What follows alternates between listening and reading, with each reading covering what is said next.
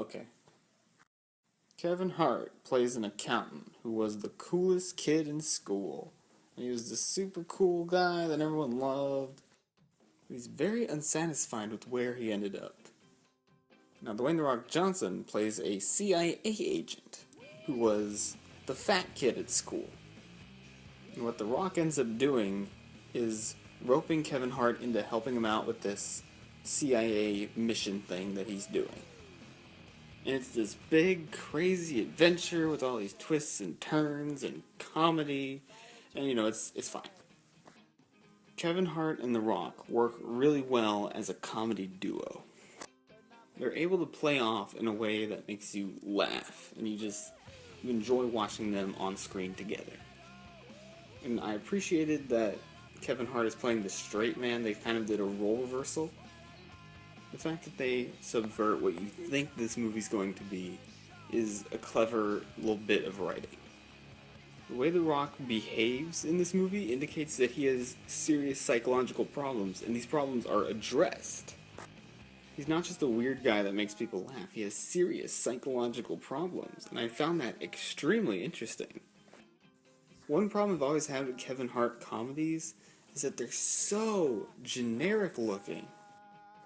Everything is competently directed, it's fine, but just all the lighting, it all just feels so generic and bland. I would have liked something a little more interesting to look at. Another interesting aspect about this movie, though, is that you're not really sure if The Rock's going to turn on Kevin Hart or not. It is something I have to give the movie credit for, because it does keep you guessing, and keeps you wondering, is he going to turn on him? Oh, is he not? Okay.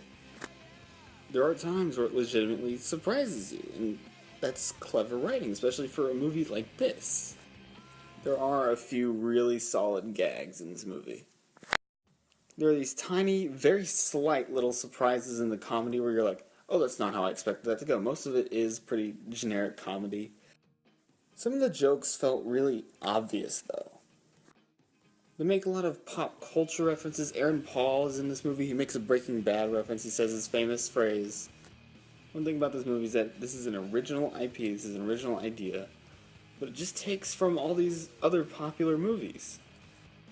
There were so many just silly pop culture references in this movie. Some of them worked for me, some of them didn't, but just make an original movie. And this movie ends so abruptly. At a certain point, it feels like all of the plot points that they have to wrap up, they try to wrap up as fast as they possibly can. And it felt like they needed to let those plots flow a little bit more.